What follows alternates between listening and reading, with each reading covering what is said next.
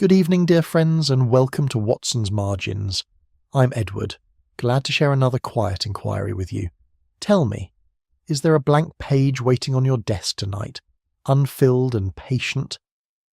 Watson learned that silence often says more than ink ever could. Do subscribe so no margin goes unread. You'll find us on Spotify too. The link is waiting in the description below. Now, settle in. For as Holmes believed, truth prefers an empty page to a hasty word. Chapter 1. The Plainest Case in London. It has been my habit, in setting down these records of my friend Sherlock Holmes's career, to observe that the cases which most alarm a client at their outset are seldom the ones which most reward the analyst's attention. The dramatic summons, the cry of murder, the vanished heirloom, these announce their own complexity, and Holmes would often say that a case which shrieks for help is easier to solve than one which merely murmurs of inconvenience. It was in just such a murmuring case, beginning on a cold and singularly dry morning in the early spring, that I had occasion once more to marvel at the workings of that extraordinary mind.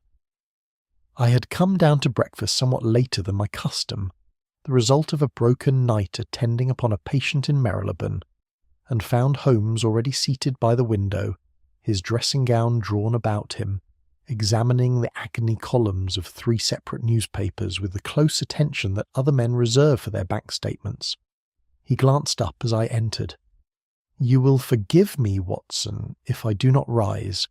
I have been attempting to determine whether a certain advertisement for a lost terrier conceals a message in cipher, or whether some unfortunate person in Clapham has genuinely mislaid his dog. The matter is not yet resolved to my satisfaction." "And which do you suppose it to be?" I incline toward the dog.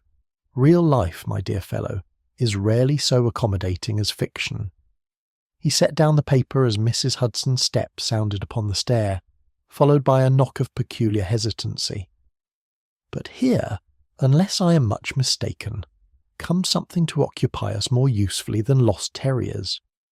Mrs. Hudson announced Mr. Edmund Harcourt, and there entered a gentleman of perhaps 55 years, dressed with the sober precision of his profession, his silk hat held before him in hands that were not quite steady.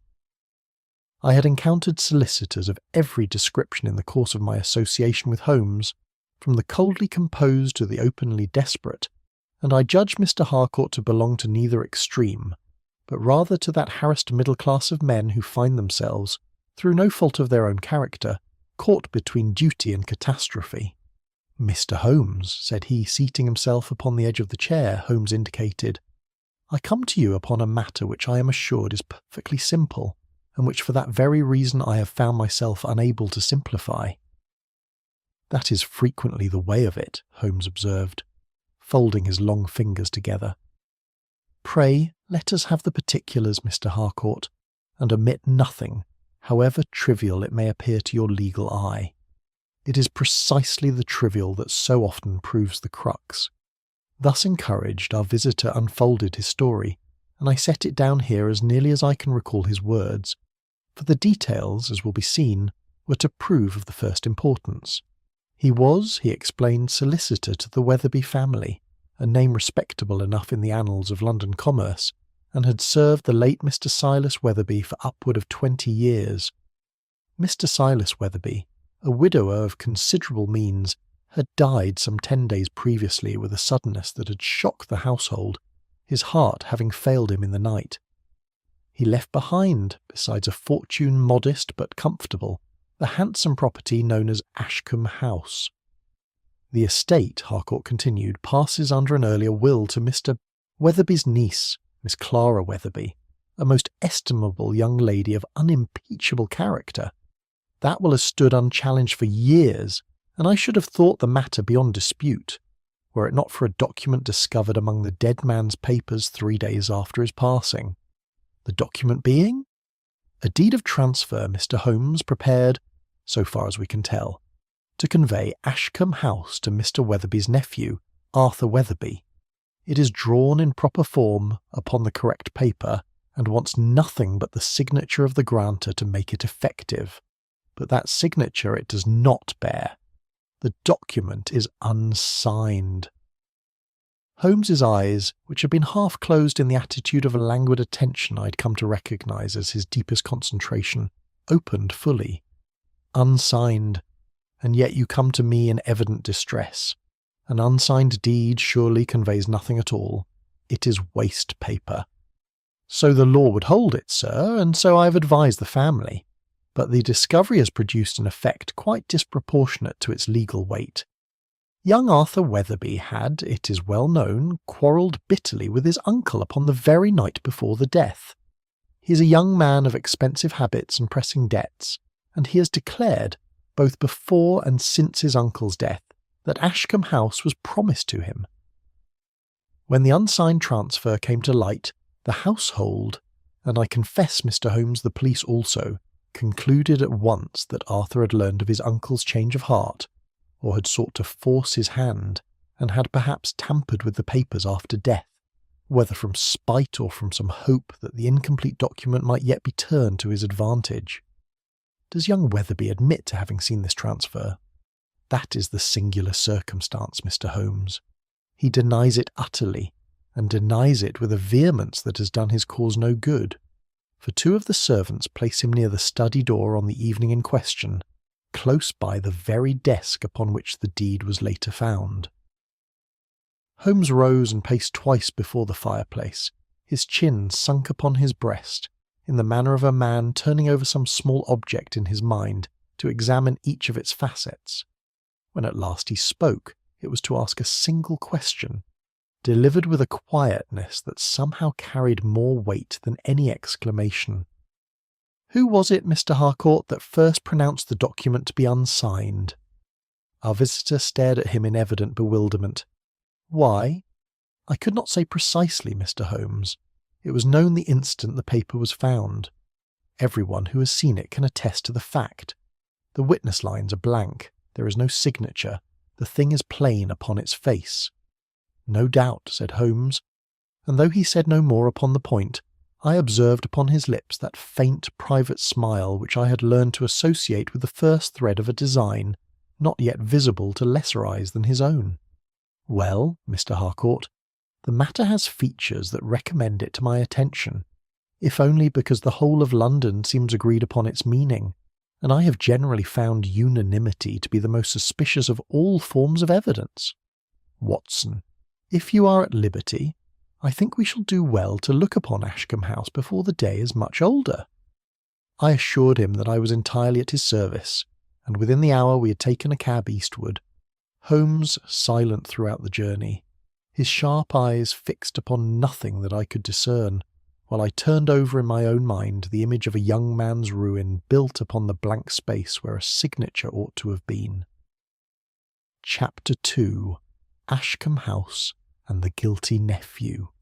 Ashcombe House stood back from the road behind a screen of plane trees not yet in leaf, a square, sober building of grey stone that seemed to wear its Georgian dignity like a solicitor wears his gown, with a correctness that admitted no frivolity. There was, indeed, something almost legal in its very aspect, the windows ranged with a precision that might have been ruled upon paper, the steps swept to a cleanliness that spoke of long habit rather than recent effort. I remarked upon this to Holmes as we descended from the cab. "You have put your finger upon it without knowing it, Watson," said he. "A house kept in such order generally reflects either great contentment or great anxiety. We shall see presently which it is. We were admitted by Baines, the butler, a man of perhaps 60 years, whose bearing suggested that he regarded the maintenance of exact memory as a point of professional honour, second only to the polishing of silver.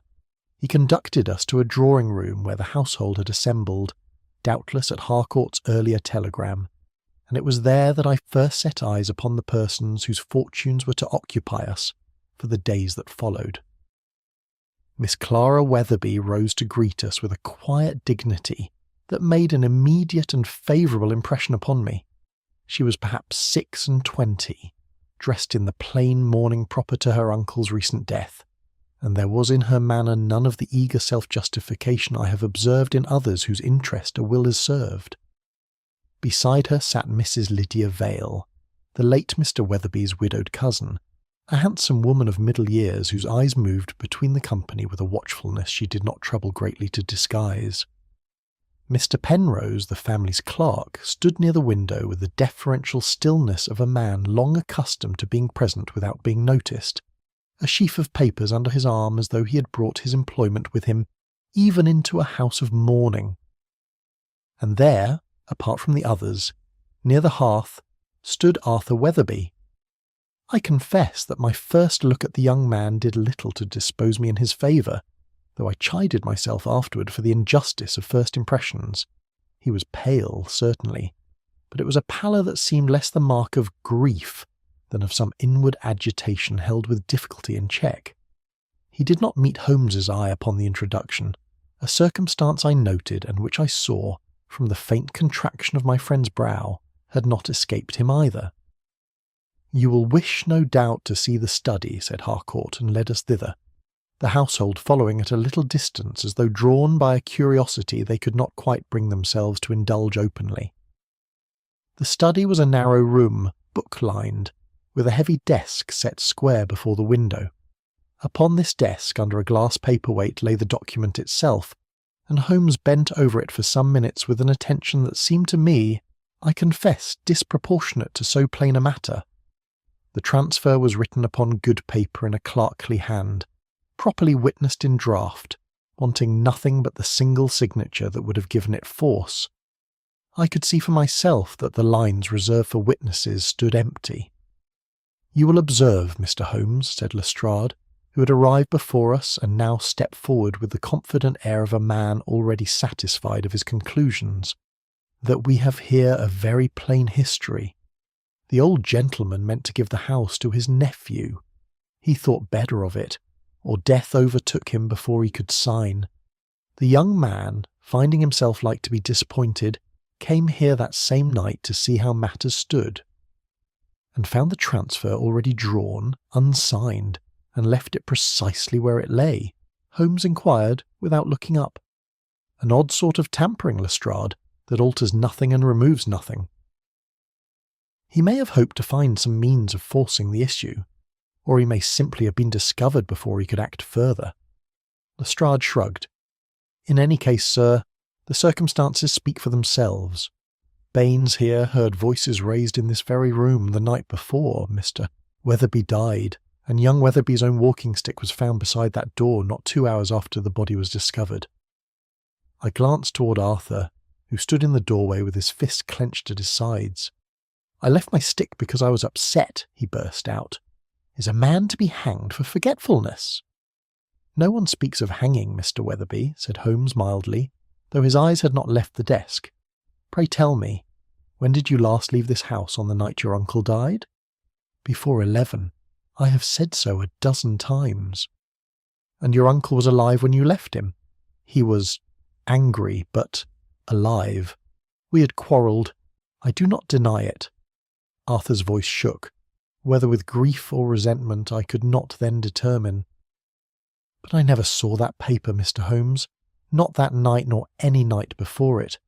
I did not know such a thing existed until Harcourt showed it to us after the funeral." Holmes made no reply to this, but turned his attention to the desk with a thoroughness that seemed to disconcert Lestrade, who plainly regarded the physical examination of the room as a formality already superseded by the plainer evidence of motive and quarrel. My friend noted the fine layer of dust that lay undisturbed across most of the desk's surface, save for a clean margin where the transfer itself had rested. He examined the position of the reading lamp, tilting it this way and that, and paused a long while over a calendar that stood upon a side table, open to a week that had, by my calculation, already passed. "Someone has been at pains to leave this room precisely as it stood," he murmured half to himself, "and yet not quite precisely enough."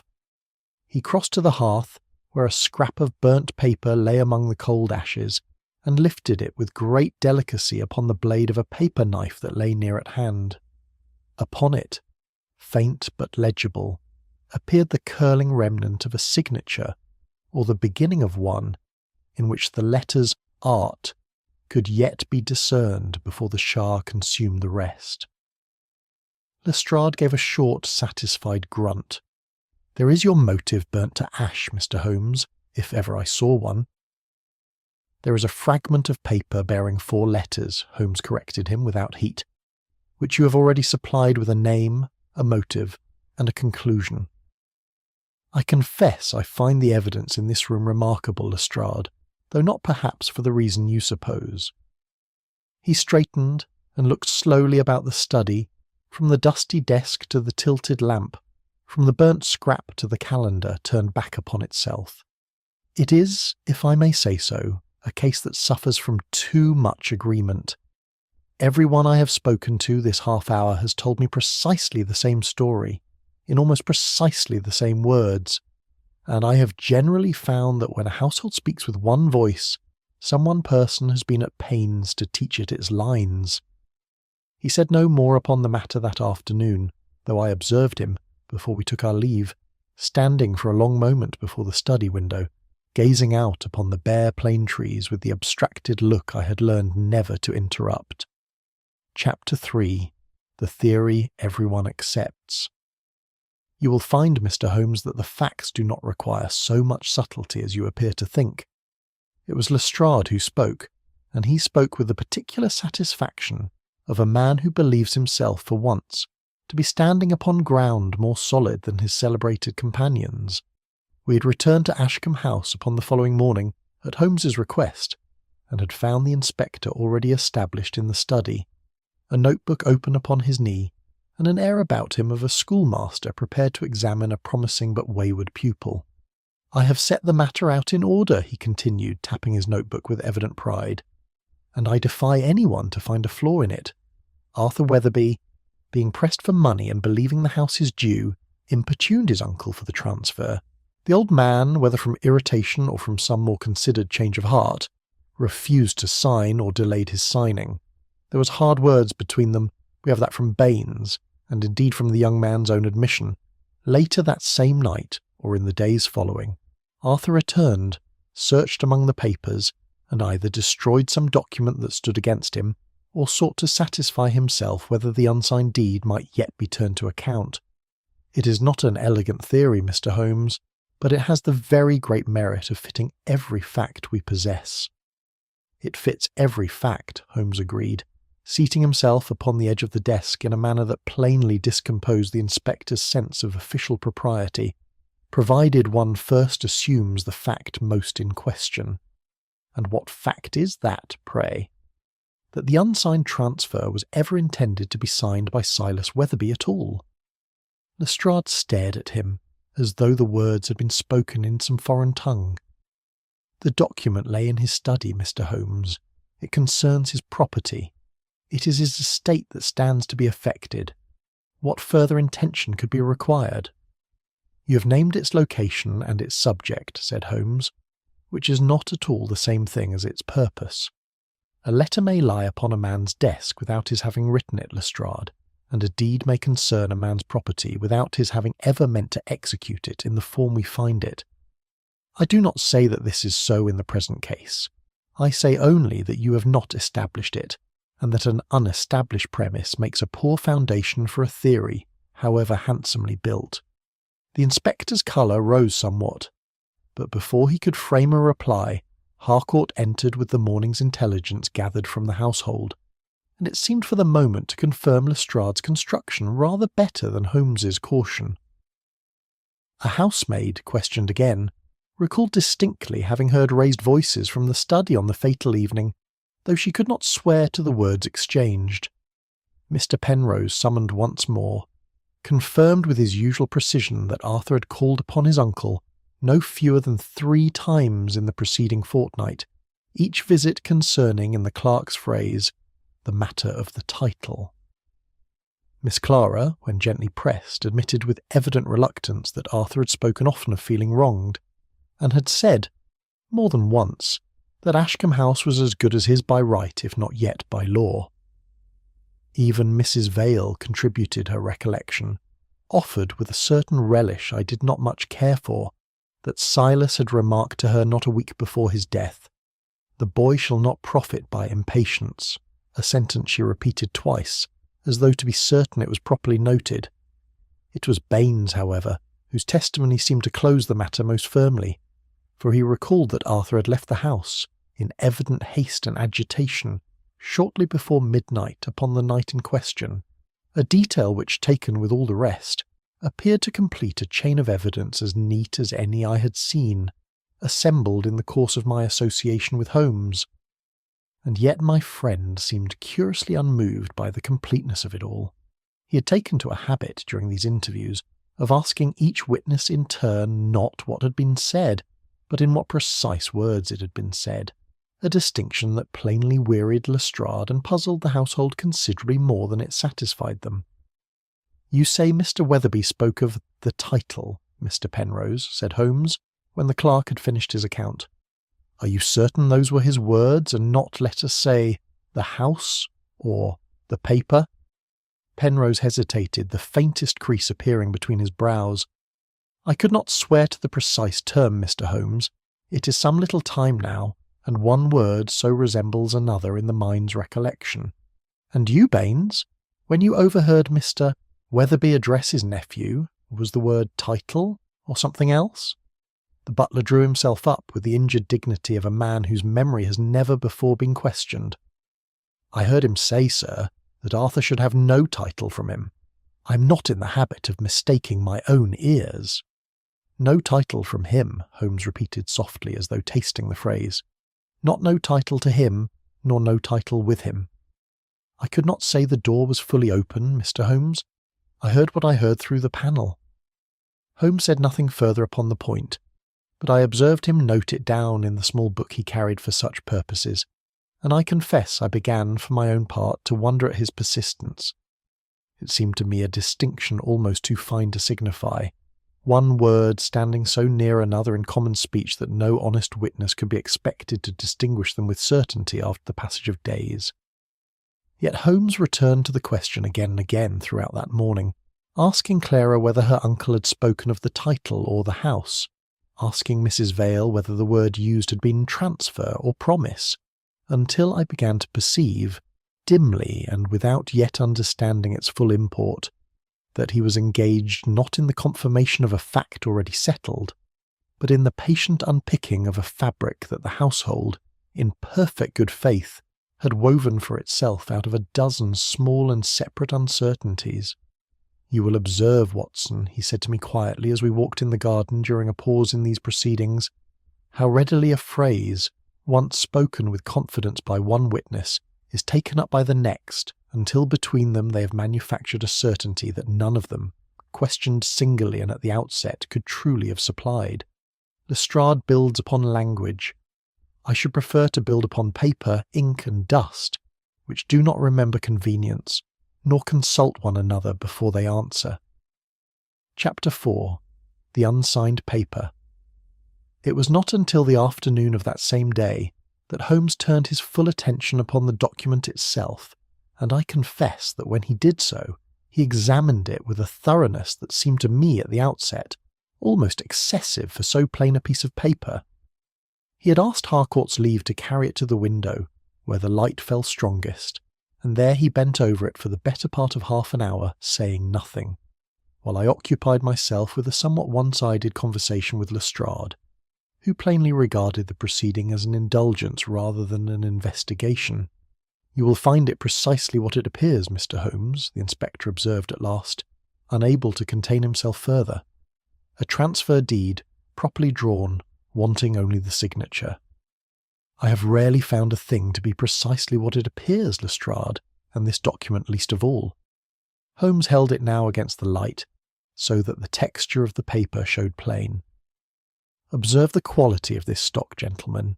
It is heavy, close laid, of the sort favoured by the better class of solicitor's office, Harcourt's own, unless I am much mistaken."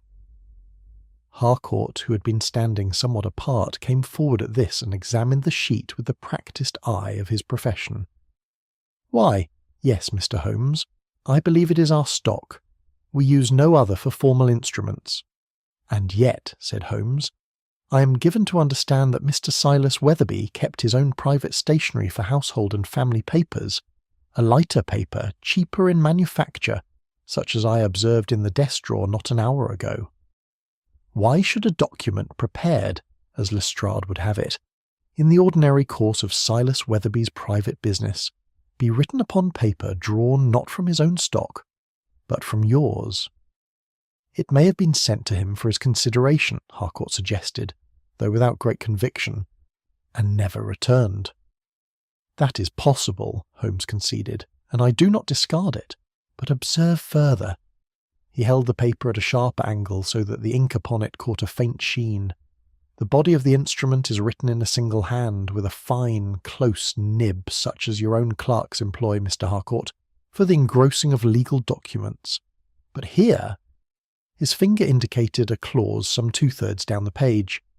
The nib broadens perceptibly, only to narrow again some 4 lines further on. It is a small thing, and might pass unnoticed by any but a careful eye. Yet it suggests to me that this portion of the text was not written at a single sitting, nor perhaps by quite the same hand throughout. Lestrade peered at the passage with visible scepticism. A clerk may change his pen 20 times in an afternoon, Mr. Holmes, without any sinister purpose. Undoubtedly. I offer it only as one thread among several, none of which, taken alone, would signify a great deal, but which together begin to form a pattern I find myself unable to dismiss. Holmes laid the document upon the desk and turned his attention to its immediate surroundings, an examination he had evidently reserved for this later hour with some deliberate purpose. Let us consider what else this room has to tell us. He took up the inkwell that stood at the desk's corner and held it to the light. Quite dry, you will observe. Dry, I should judge, for a matter of some weeks, the residue at the bottom cracked and dulled. Yet beside it lie 2 pens. He lifted first one, its nib stained and roughened with use in the ordinary way, and then a second, which he turned slowly between his fingers. This second pen has been wiped clean, not merely used and set aside, but wiped, and with some care, for there is no trace of ink even in the crevice where the nib joins the holder. A man does not generally trouble to clean a pen he does not intend to use again, nor does he generally clean it so thoroughly, unless he has some particular reason to leave no trace of what it wrote. You suggest the transfer was penned with this very instrument? Harcourt asked, leaning forward with new interest. I suggest nothing so definite, as yet. I note only that a dry inkwell and a carefully wiped pen sit oddly together upon a desk where, by every account, a document was recently and freely written. Holmes set the pen down and took up next a small ivory-handled paper knife that lay near the blotting pad. Along its edge, faint but unmistakable when held against the light, ran a thin residue, dulled and yellowed. Gum, Watson, or something very like it. Now what use has a paper knife for gum, unless it has lately been employed not to cut paper, but to seal it, or to lift a seal already affixed, without breaking it past repair? He crossed then to the wastebasket beside the desk, from which he had earlier extracted, upon our first visit, a torn fragment of envelope that he now produced once more from his pocket-book. Upon it, though torn across, could yet be discerned the greater part of an office seal. This is your own seal, Mr. Harcourt, unless I mistake it grossly. It is, said the solicitor, examining it with something like alarm. That is the seal we use upon all correspondence sent under cover from my office. Then here is a small difficulty in your chronology, gentlemen, which I commend to Lestrade's attention. Holmes's voice had taken on the quiet precision I had learned to associate with the near approach of some significant conclusion. Mr. Penrose informed us, not 2 hours since, that the unsigned transfer arrived at this house from Mr. Harcourt's office upon the Tuesday morning, brought by the ordinary messenger. Yet I have made inquiry of your clerk, Mr. Harcourt, and find that the particular batch of envelopes bearing this pattern of seal was not made up and dispatched from your office until the Tuesday afternoon. If the envelope is genuine, and I see no reason to suppose otherwise, then the document it once contained cannot have reached this house before that same afternoon, some hours later than Mr. Penrose's account allows. Lestrade frowned over this without immediate reply, and I confess I felt myself for the first time genuinely stirred from the comfortable conviction of Arthur's guilt that the accumulated testimony of the household had, almost without my noticing, instilled in me. "But suppose the chronology is a matter of a few hours only," I ventured. "Does it so greatly signify?" "Perhaps not, standing alone," Holmes admitted. "And I do not ask you yet to abandon any conclusion, Watson, only to hold it more loosely than before. Consider instead the shape of the whole affair, stripped of the names and faces that have so far coloured our view of it. If Silas Weatherby truly intended to sign this transfer, why do we find no appointment made with any witness, no summons sent for Harcourt's own attendance, nothing but a document lying unsigned and unwitnessed upon an ordinary desk, as though execution had never been more than a week away and never nearer? And if, as Lestrade would have it, Arthur Weatherby sought to steal or suppress the paper, why should we find it left in plain view upon the desk, rather than carried off, or burned entire, or hidden past all discovery? A man does not commit himself to theft and then decline to profit by it." "And if the document proved his own expectation," I said slowly, beginning at last to see the shape of his reasoning, "why should he deny all knowledge of it, when such a denial can only appear to condemn him further?" "Precisely so, Watson. You have put the difficulty better than I could myself." Holmes folded the transfer once more and returned it to its place beneath the glass. "I begin to suspect, gentlemen, that the strongest evidence yet produced against Arthur Weatherby is not to be found in this document at all, nor in the dust upon this desk, nor in any word that Baines overheard through a closed door. It lies rather in the singular eagerness with which every person in this house has hastened to interpret the document for him, before he was ever given the opportunity to explain it for himself. Chapter 5. Words repeated too easily. Holmes proposed, upon the third morning of our inquiry, that he should see each member of the household alone, and in this Harcourt, somewhat to Lestrade's evident displeasure, readily concurred, remarking that a solicitor's office had long taught him the value of a witness examined apart from his fellows.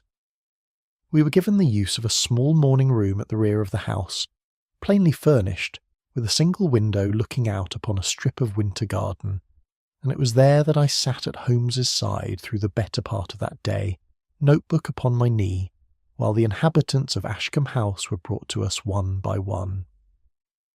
Baines came first, drawn up in the stiff attitude of a man determined to give no ground, though I thought I detected beneath his correctness a certain private unease, as of one who suspects, without being able to say why, that his own testimony has grown less solid under repeated handling than it once appeared. "You have told us, Baines, that you heard Mr. Weatherby say to his nephew, 'You shall have no title from me,'" Holmes began, without preamble. "I should like you to consider the sentence again, if you will, and tell me whether you are as certain of the preposition as you are of the words that surround it." "The preposition, sir? Whether he said 'from me,' or 'to me,' or perhaps 'with me'?" "The words lie very near one another in the mouth, Baines, though they carry rather different weights in the mind that afterward recalls them." The butler's composure wavered for the first time since I had known him. I could not swear to it beyond all doubt, Mr. Holmes. The door was closed, as I have said, and I passed but the once along that passage. I heard the voice raised, and I heard the word 'title' plain enough, and I have never doubted since that the sense of it was as I first understood." "But you formed that sense afterward, did you not, when the household had already begun to speak of the unsigned transfer, and of Mr. Arthur's disappointed hopes?" Baines was silent a long moment. "It is possible, sir, that I came to understand it so only once others had spoken of the matter in my hearing. I would not wish to swear falsely." "You have sworn nothing falsely, Baines, only honestly, which is a rarer virtue than you perhaps suppose." Holmes dismissed him with a courtesy that seemed, I thought, to leave the old servant more troubled than any sternness could have done. Miss Clara came next, seating herself with the same quiet composure I had remarked upon our first meeting, though her eyes were shadowed, as one who has slept but little since her uncle's death. "I never wanted the house, Mr. Holmes," she said, before he had well begun his questions. "I would have accepted my uncle's decision either way, whatever it had been. I do not say this to appear generous. I say it because it is true, and because I think it has been forgotten in all the talk of what Arthur wanted, and what I might lose by it." "I believe you entirely, Miss Weatherby," said Holmes, and there was a gentleness in his tone that I had not always heard him extend to witnesses less evidently sincere. "May I ask whether you were relieved, when the unsigned transfer was found, to learn that it carried no legal force?" She coloured faintly. "I will not pretend otherwise. It seemed to settle a question that had troubled the whole house. And Arthur, had he spoken to you, before your uncle's death, of expecting the transfer?" "He had said as much, yes, that he was expecting the transfer." She repeated the phrase almost exactly, and Holmes, I noticed, asked her to say it once again, which she did, word for word, with a faint puzzlement at the request. "Is there some significance in it, Mr. Holmes?" "Perhaps none at all," he answered lightly, "or perhaps a very great deal. I have not yet decided which."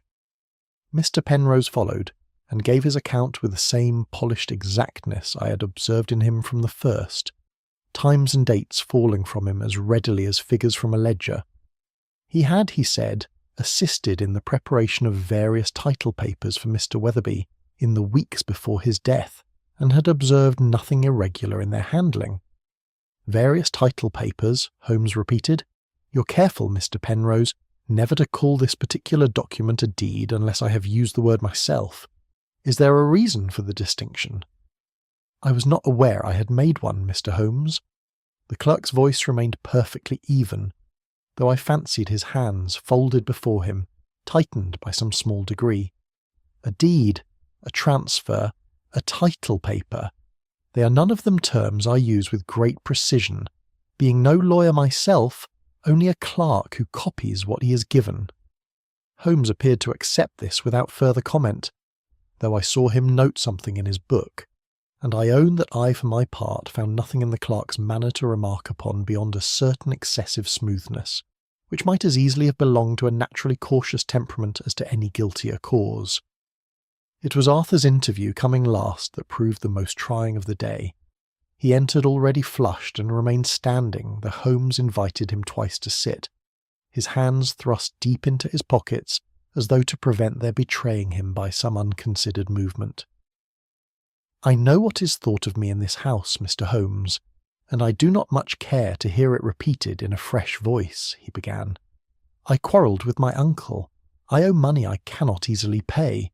I believed, and I believe still, that Ashcombe House was as good as promised to me. Is there more you require me to confess?" "I require nothing confessed, Mr. Weatherby, only stated truly," Holmes replied, unmoved by the young man's heat. "You say you believe the house promised to you. Tell me in your own words what precisely you expected from your uncle and when." Arthur's colour deepened further, but something in his manner shifted, as though the question had touched a nerve he had not expected to be touched. "Not the house, Mr. Holmes. The name." Holmes, who had been leaning back in his chair with an air of half-attention, sat suddenly forward. "The name. Explain yourself." "The old trading name, Weatherby and Sons. My grandfather built it, and my uncle let it lie dormant these 20 years rather than see it pass to a nephew he thought unsteady. I wish to revive it, Mr. Holmes, in partnership with a firm in Leadenhall Street that has long dealt with our family. I meant to marry within the year, and I wish to bring something of my own to the marriage besides debts and disappointment. I asked my uncle again and again to grant me the use of the name and the authority that went with it. That was the whole of our quarrel, not the house, which I never once asked him for, whatever the servants may have chosen to believe." There was a silence in the small room, broken only by the faint stir of the fire, and I saw Holmes's eyes fixed upon the young man with an intensity I had learned to recognise as the sign of some decisive turn in his reasoning, though what precise shape that turn had taken, he did not then trouble to explain even to me. "Thank you, Mr. Weatherby," he said at last, rising. You have told me more in the last 5 minutes than the rest of this household has contrived to tell me in 3 days. Chapter 6.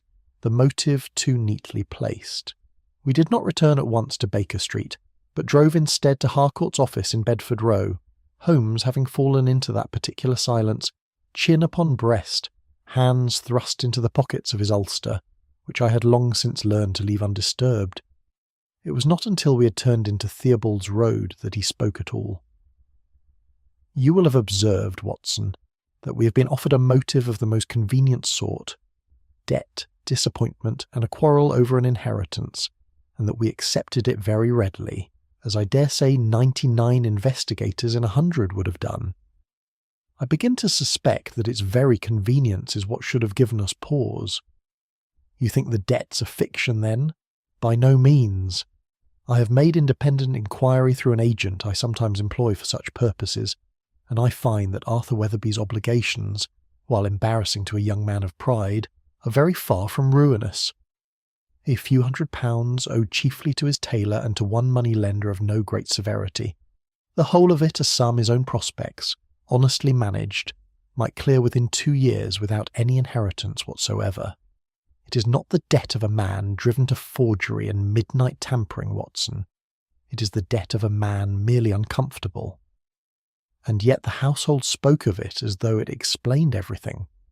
The household spoke of it because it was the explanation nearest to hand, and because Arthur himself, in his pride, did nothing to correct the impression, preferring to be thought desperate rather than to explain a private ambition he did not care to see picked over by servants and cousins. Holmes glanced out at the passing street. There is besides the matter of his engagement, which I learned of only this morning from Miss Clara, and which no one thought to mention to Lestrade at all, though it seems to me a circumstance of no small weight. A young man about to marry and hoping to bring to that marriage something more substantial than expectation might reasonably desire the revival of a family trading name rather than the mere reversion of a house he cannot in any case inhabit before its present mistress is done with it. We found Harcourt at his desk, somewhat harassed by the ordinary press of business, but he put aside his papers readily enough at Holmes's request, and led us to an inner room where the Weatherby files were kept in a black deed box bearing the family's initials in worn gilt lettering. "You will recall, Mr. Harcourt," said Holmes, seating himself without ceremony, "that Arthur Weatherby has told us his true object was not the house, but the old trading name, Weatherby and Sons.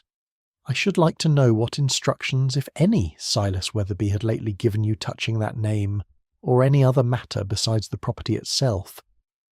Harcourt drew the box toward him, and began to turn over its contents with the unhurried thoroughness of his profession, and I confess my own patience was tried some while, before he looked up with an expression of mild surprise.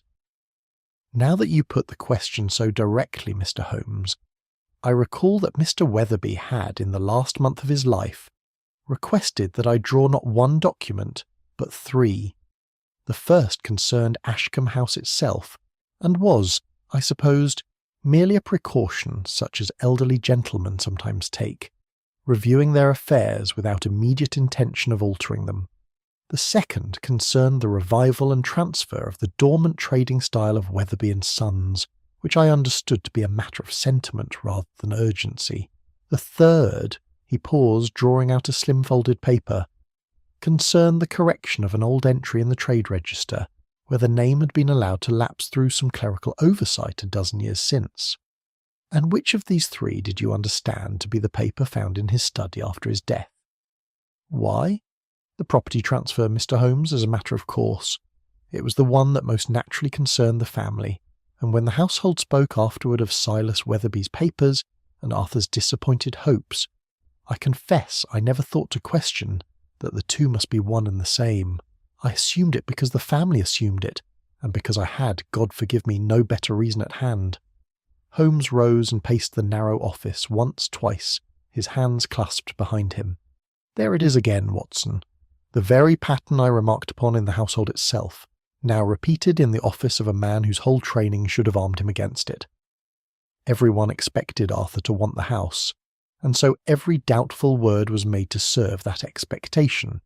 The title, became title to the property, transfer became transfer of ownership, promise became inheritance, though no one, examined closely, could produce the precise sentence in which any such promise had ever been made. But surely, Holmes, I ventured, if Silas Weatherby did indeed intend some more innocent transfer, of a name, a mere trading style, why should any of this concern us at all? Why should a man trouble to disguise so harmless a document, or replace it with another? That, Watson, is a question I am not yet prepared to answer, though I begin to have my suspicions. He turned back to Harcourt. Tell me, was the business title transfer once drawn, ever executed? Did Silas Weatherby sign it? Harcourt searched again among the papers, and at length shook his head, though with a certain hesitation that caught my attention, as much as it plainly caught Holmes's. I cannot find it here, Mr. Holmes. I had supposed it still awaited execution, along with the property deed, but I confess I cannot now say with certainty where it presently lies, nor whether it was ever signed at all.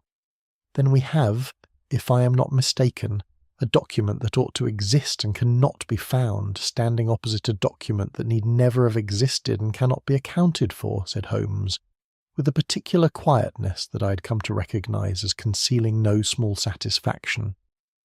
That is a more interesting arithmetic, Harcourt, than any I have yet been offered in this case. We took our leave shortly after, and as our cab rattled back toward Baker Street through the gathering dusk, Holmes fell once more into silence, though it was not, I thought, the silence of a man baffled, but rather of one turning some near-completed structure carefully in his mind, testing each joint before he trusted his full weight upon it. "You're very silent, Holmes," I said at last. "I am considering, Watson, how dangerous a thing motive can be when it is supplied before the evidence is properly examined. We were given Arthur's motive on the very first morning whole and entire, before we had so much as seen the document that was supposed to explain it. And because the motive fitted so neatly, a nephew, a house, a quarrel, a debt, no one thought to ask whether the document itself might have been shaped to fit the motive rather than the other way about." He turned to me with something almost approaching a smile.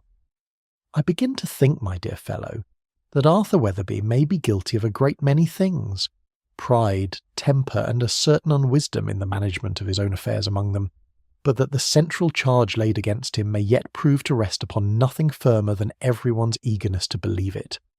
Chapter 7. The Second Discovery. We were summoned back to Ashcombe House upon the following afternoon by a telegram from Lestrade, couched in terms so triumphant that Holmes read it aloud to me twice, before folding it away with an expression I could not quite interpret. "Fresh evidence discovered. Case complete. Come at once."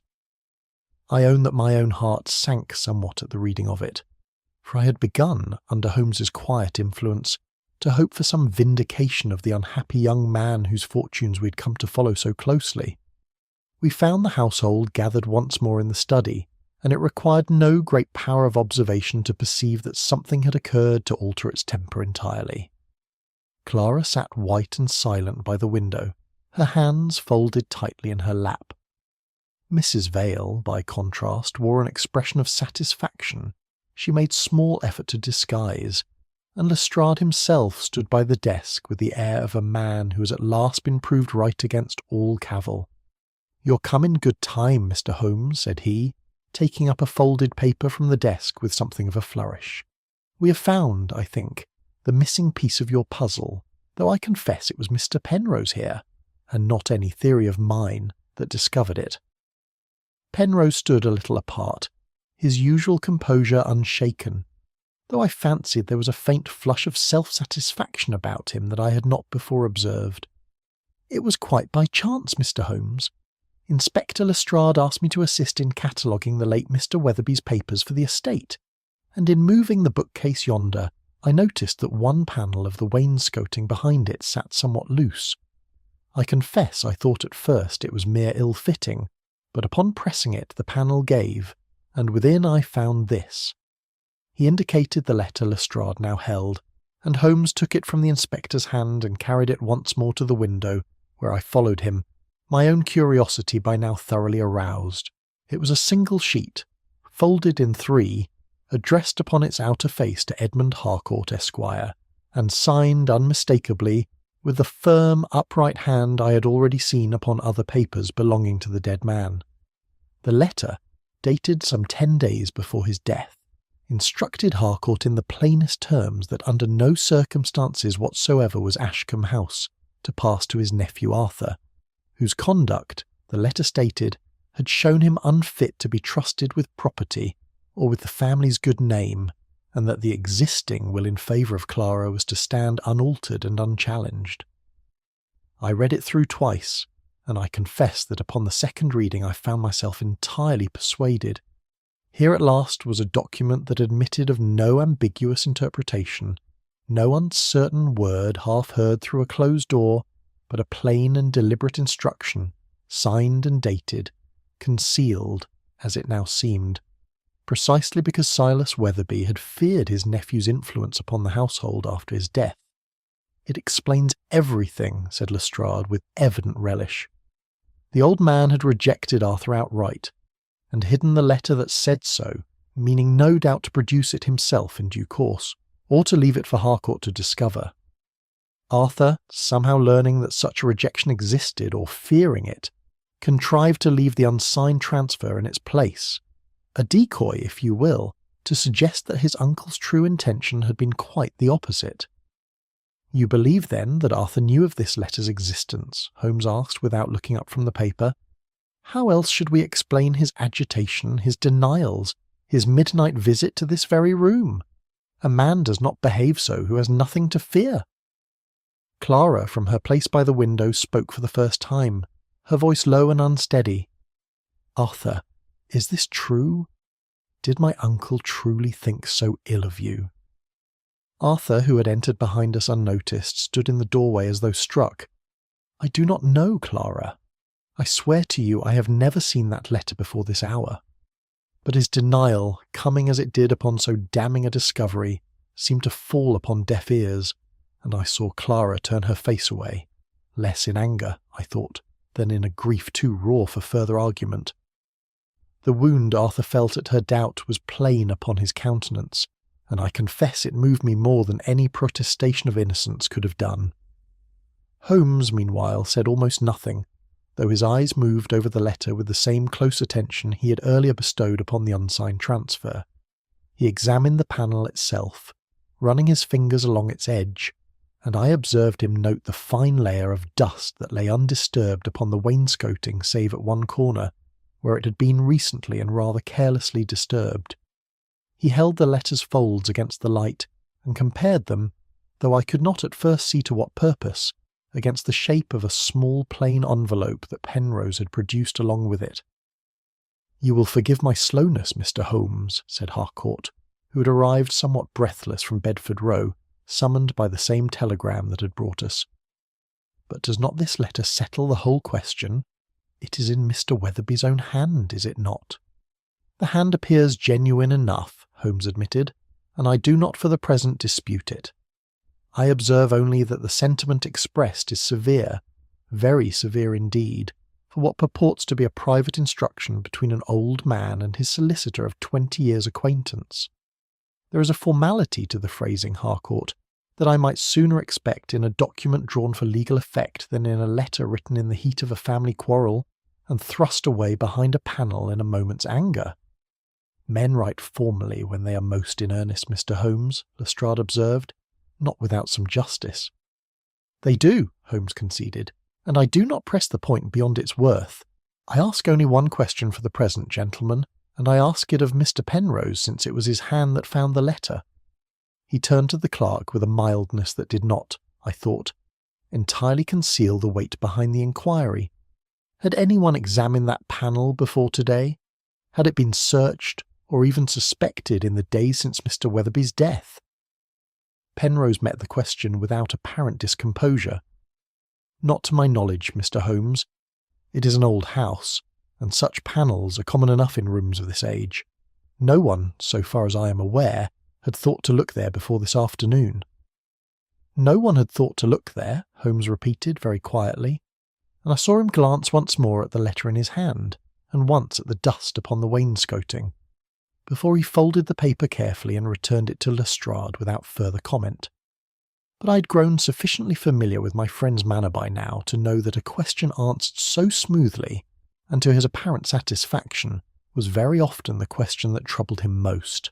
Chapter 8. Certainty settles over the house.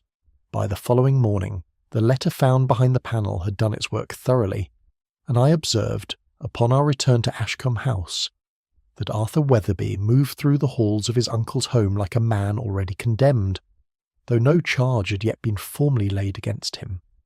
The servants regarded him with a wariness they had not shown before. Even Baines, who had served the family longest, could not meet the young man's eye when he passed him in the corridor.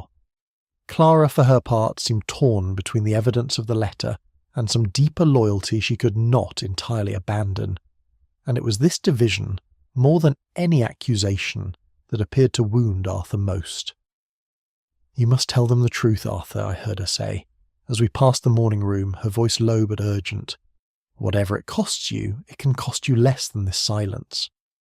"I have told them the truth a dozen times, Clara, and been believed for none of it," he answered, with a bitterness that I confess moved my sympathy, whatever doubts I might still have harboured as to his innocence.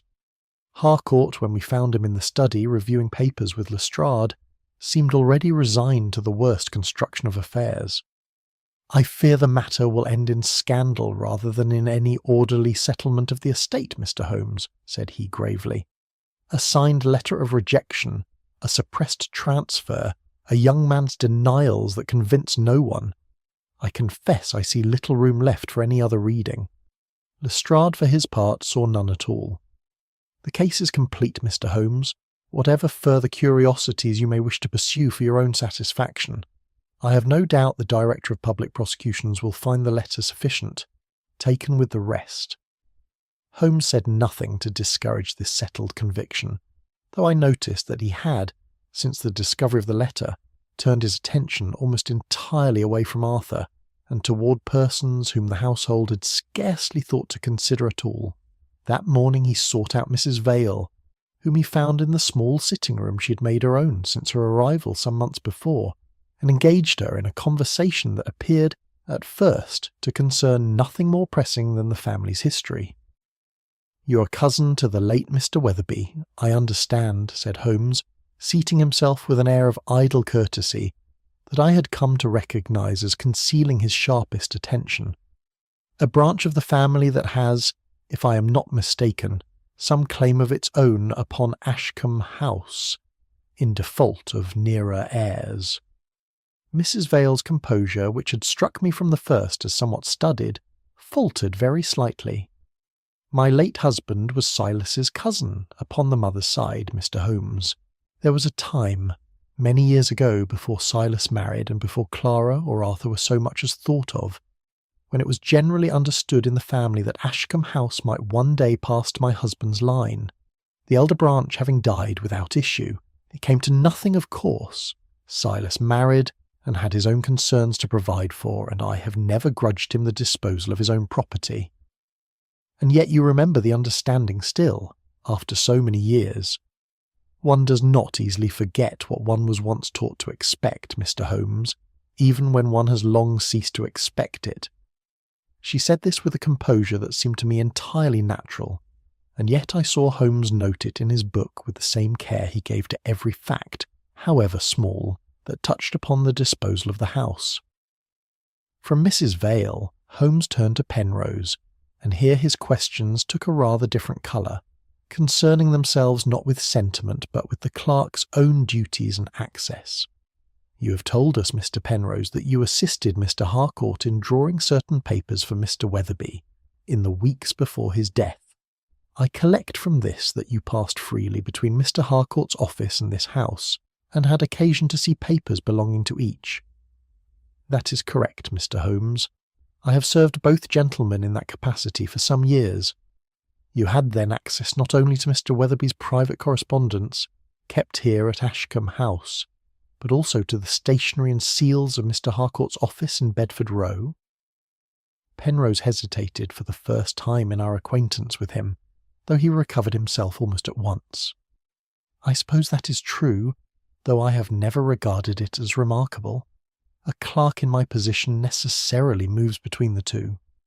Necessarily, no doubt, Holmes agreed, and passed on to another matter, though I saw that he had once again noted the answer with particular care. It was later that same afternoon, as we sat together in the study reviewing the threads of evidence thus far assembled, that Holmes drew my attention once more to the discrepancy he had first remarked some days before. You will recall, Watson, that Penrose told us the unsigned transfer arrived at this house from Harcourt's office upon the Tuesday morning, and that I found, upon inquiry, that the particular seal borne by the envelope in the wastebasket belonged to a batch not made up until the Tuesday afternoon. I set the matter aside at the time as a small discrepancy among many, but I have since satisfied myself by a second inquiry through Harcourt's own clerk that the error cannot be explained by any confusion of dates on my own part. If Penrose is correct as to the morning, the envelope is wrong. If the envelope is correct, then Penrose has told us something that did not happen as he described it.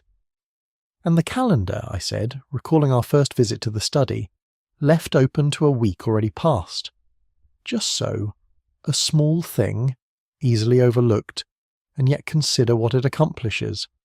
It sets the room, to any casual eye, at a date some days earlier than the true one, at a date indeed that would place Silas Weatherby still very much engaged with the business of his papers, reviewing them as a man does who has not yet made up his mind. It is the sort of detail that persuades not by argument, but by atmosphere, Watson, and I confess I did not at first give it the weight it deserved. He rose and stood a long while before the study window, much as he had done upon our first visit, and when he spoke again it was in the quiet, deliberate tone that I had learned always to attend most closely. The case, as it stands, rests upon a single foundation that no one has yet troubled to examine, that the unsigned transfer was a failed document, a thing meant to succeed and prevented only by death or discovery. But suppose, Watson, and here he turned to face me fully, that its lack of signature was not a defect at all, but its very purpose. Suppose the document was never intended to be signed, because its whole value lay in remaining exactly as we found it. Chapter 9. The False Foundation. Holmes requested that the household be gathered once more in the study upon the following evening, and there was in his manner, as we drove out from Baker Street, a quiet certainty that I had learned over many years to distinguish from mere confidence. He had said little to me of his conclusions in the interval, save to observe, as we settled ourselves in the cab, that a case built upon absence must be answered by presence, and that he believed he had at last found the presence required. We found them assembled as before, Clara pale and composed, Mrs. Vale watchful in her accustomed chair, Harcourt fidgeting with a sheaf of papers he did not appear to be reading, Lestrade planted before the fireplace with the air of a man prepared to humour a final indulgence before closing his notebook for good, and Penrose standing near the window, his countenance schooled to its habitual stillness. Arthur sat apart from the rest, his eyes fixed upon the floor, as a man sits who has ceased to expect vindication and awaits only the formality of his sentence. "I have asked you here," Holmes began, when all were settled, "because I believe the household has, from the very first morning of this inquiry, been asked to accept a single assumption that no one has troubled to examine, that the unsigned transfer discovered in this room was a genuine attempt, thwarted only by death, to convey Ashcombe House to Arthur Weatherby. I do not believe that assumption to be true. I believe the document was never intended to succeed at all. I believe it was constructed quite deliberately to resemble a failed inheritance, so that everyone who looked upon it would supply, unbidden, the very motive that has since been laid at Arthur's door." Lestrade stirred impatiently. "You have said as much before, Mr. Holmes, without yet telling us why any man should trouble to forge a document that grants nothing and proves nothing, because the true matter at issue was never the house at all, but a smaller and less conspicuous thing, the revival of the dormant trading name of Weatherby and Sons, which Silas Weatherby had resolved, in the last weeks of his life, to grant to his nephew. Holmes turned his gaze upon Penrose as he spoke, though his tone remained even. That transfer required no deed of property, but a simple authorization, already prepared, already signed by Silas Weatherby's own hand, and lodged, I have no doubt, among the papers entrusted to his clerk. Penrose's composure did not break, though I saw his hand tighten almost imperceptibly upon the sill behind him. "I know of no such authorization, Mr. Holmes." "I think you know of it very well, Mr. Penrose, for I believe you have had it in your keeping these 10 days past." Holmes's voice, though quiet, carried now an edge I had heard him use before, only at the near approach of a confession. "You had, by your own admission, unusual access to the papers of both this house and Mr. Harcourt's office. You had, moreover, a private interest in preventing the revival of that dormant name, for you have for some years past made private and irregular use of it, trading upon its old credit, its old associations, in transactions that Silas Weatherby never sanctioned and would never have permitted had he known of them. Once Arthur lawfully revived the name, your own dealings would have come to immediate light." "This is conjecture, sir, and nothing more," said Harcourt, though his voice lacked its earlier certainty. "It is conjecture supported at every point by fact, which I shall now set before you." Holmes drew from his pocket-book the several notes he had made in the course of our inquiry. Mr. Penrose removed the signed authorization from among Silas Weatherby's papers, and in its place substituted the unsigned property transfer we have all examined at such length, a document drawn upon paper taken from Mr. Harcourt's own office, precisely because it must resemble, in every outward particular, an instrument of the solicitor's proper business, and precisely because its very familiarity would prevent anyone from questioning its origin too closely. He knew that the household, primed by Arthur's known disappointment and known debts, would supply the missing motive themselves, requiring no further persuasion from him. "And the letter?" Clara asked, her voice barely above a whisper. "The letter behind the panel, was that his doing also?" "It was, Miss Weatherby, and it was there, I confess, that Mr. Penrose came nearest to success, and also where he first betrayed himself." Holmes turned the letter over in his hands, though he did not now trouble to unfold it. "The letter is severe in its language. Too severe, I think, for a private communication between an old man and a solicitor of 20 years' friendship. It reads, if I may say so, precisely as a clerk long practised in drafting formal instruments might imagine such severity ought to sound, rather than as the words a father figure, however angry, would naturally choose in a moment's private grief. More telling still, the folds of that letter do not match the folds proper to the envelope in which it was said to have lain concealed for 10 days. It had been folded afresh, and placed within an older envelope taken, I have little doubt, from among Mr. Weatherby's earlier correspondence, chosen for its age and its familiar seal rather than for any true connection to the letter it was made to hold. Penrose said nothing, but I saw the colour drain slowly from his face, and Lestrade, I observed, had ceased entirely to look impatient. "Consider further," Holmes went on, relentless now in the accumulation of his proof, the dry inkwell beside a pen too carefully cleaned to have written the document found upon that desk. "Consider the calendar, turned back to a week already past, that the room might appear, to any who glanced at it, exactly as it stood upon the day Silas Weatherby was supposed to have reviewed his papers. Consider the seal upon the envelope in the wastebasket, belonging to a batch not dispatched from Bedford Row, until an hour after Mr. Penrose swore the document had already arrived. And consider, lastly, that in all our conversations, Mr. Penrose was careful never once to call the unsigned paper a deed, until I myself had first used the word, a small caution, but a telling one, in a man who knew precisely what the document was not, and would not commit himself, even in careless speech, to naming it what it merely resembled. He forged nothing, you will observe," Holmes added, turning now to Lestrade. "That is the peculiar cunning of the thing. He did not attempt Silas Weatherby's signature, which might have been detected by any competent hand.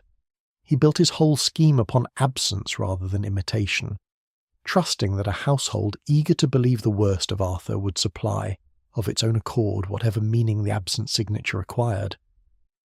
Penrose's control broke at last, not in violence, but in a kind of exhausted stillness, as a man sets down a burden too long carried. "I did not mean the boy such harm," he said very low. "I meant only to gain time, to be gone from the country before the name was ever revived."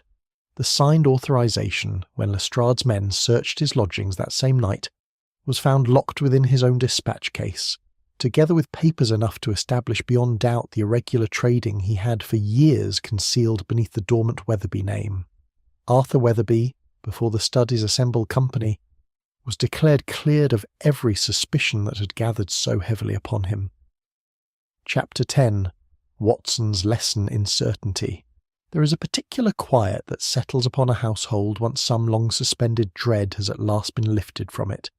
A quiet quite unlike the silence that preceded it, and it was this new stillness that I observed at Ashcombe House upon the morning we took our final leave of it. The plane trees before the windows had begun, in the short interval of our inquiry, to show the first faint green of the season, and I confess I found in this small circumstance an emblem of the household's own recovery that I could not help but remark upon to Holmes, who received the observation with his usual tolerant amusement at what he called my incurable fondness for symbols. Clara sought Arthur out before we had well taken our coffee, and though I did not intrude upon their conversation, I saw enough from the window of the breakfast-room to gather its substance. She spoke to him earnestly, her hand upon his sleeve, and I saw him bow his head, not in anger now, but in something gentler, and when at last she turned away it was with the look of a woman who has set down a burden of doubt she had carried longer than she wished. "I was wrong to believe so readily what the letter seemed to say," she told him, in words I had from Arthur himself some days later, when the whole affair had settled into memory. "I ought to have trusted what I knew of you these 5 years, rather than what a stranger's forged severity told me in an hour." Arthur, for his part, had grown a little humbled by the ordeal, and I thought the humbling did him no disservice.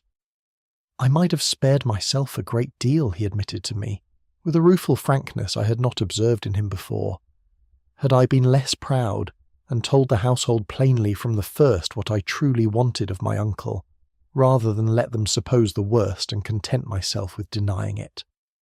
The trading name of Weatherby and Sons was restored to him in the weeks that followed, its revival proceeding under Harcourt's careful supervision, and I understand that the marriage he had spoken of took place that same autumn, with rather better prospects than he had dared hope for during the darkest days of our inquiry.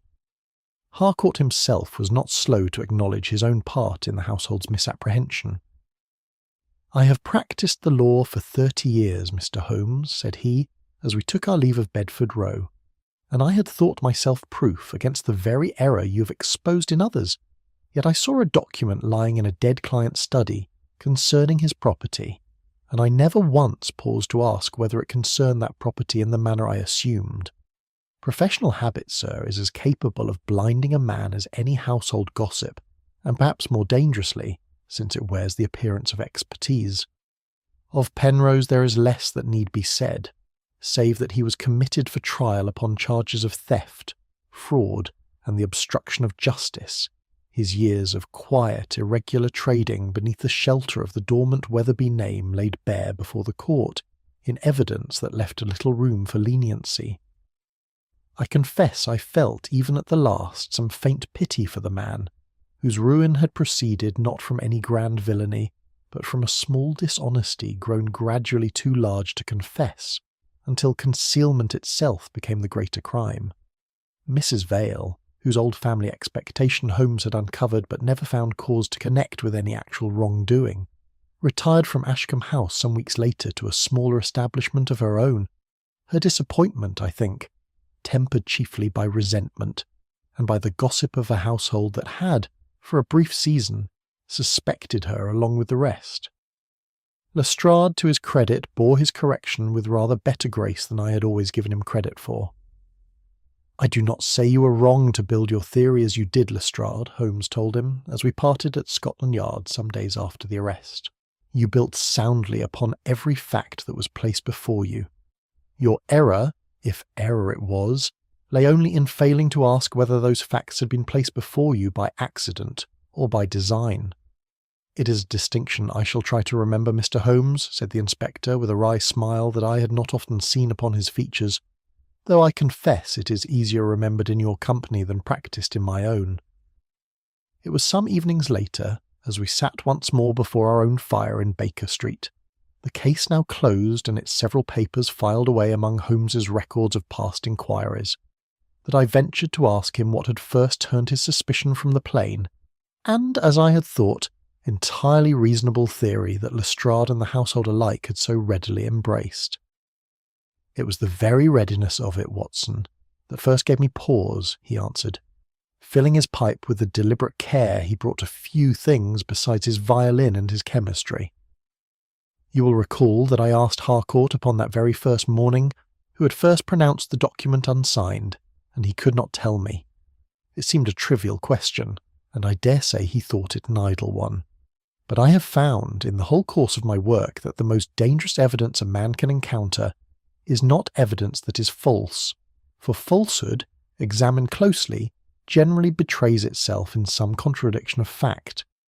The most dangerous evidence is that which is true in every particular, and yet interpreted before it is properly understood, a fact permitted to explain itself by the expectation already present in the minds of those who behold it, rather than by any true examination of its own nature."